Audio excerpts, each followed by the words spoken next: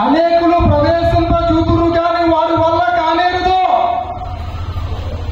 అనేకులు ప్రవేశింప చూతురు కానీ వారి వల్ల. ఈ ద్వారం అందరికీ ఇష్టం కాదు. ఈ ద్వారంలో అందరూ ప్రవేశించరు. కేవలం కొద్ది మంది మాత్రమే.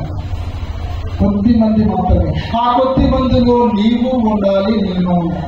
అదే దేవుని చిత్తం. దేవునికి స్తోత్రం. ఏది దేవుని చిత్తం?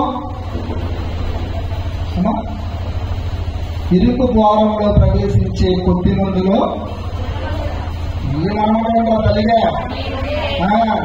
నీవు ఉండాలి, నేను ఉండాలి, అంతే. కాబట్టి దేవుని సమయంలో మరి మనమందరం కూడా ఏ రీతిగా ఉన్నామో అనేది మనం ఒకసారి పరిశీలన చేసుకుందాం, పరీక్షించుకుందాం.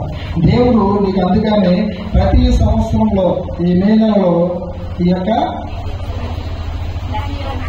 రక్షణ దేనికోసమా? మరి రక్షణ సువార్త సభలో ఎంతమంది రక్షింపబడడానికి సిద్ధంగా ఉన్నారా? నా యవన కాలం అయిపోయాక నా పెళ్లికి ముందు లాస్ట్గా నాకు ఏమంటారంటే బాప్తిజం ఇస్తారో, నేను ధ్యానం ఇస్తారో, అప్పుడు నేను దేవుని అనుకుంటాను. ఇలానే టికెట్ ఖాళీ అయిపోతే అమ్మా నేను నిజానికి గ్యారెంటీ ఉన్నా?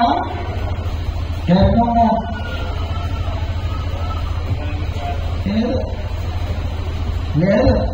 ఉన్నమాక యాకోబు 4:14 రేపేమి సంభవించిన మీకేమి మీ జీవము మీరు కొంతసేపు కనబడి దేవునికి స్తోత్రం. కొంతసేపు కనబడి అంతలోనే మాయమోయి ఆవిరి వంటిది మీ జీవితం మొదటి శాశ్వతం. ఆవిరి వంటిది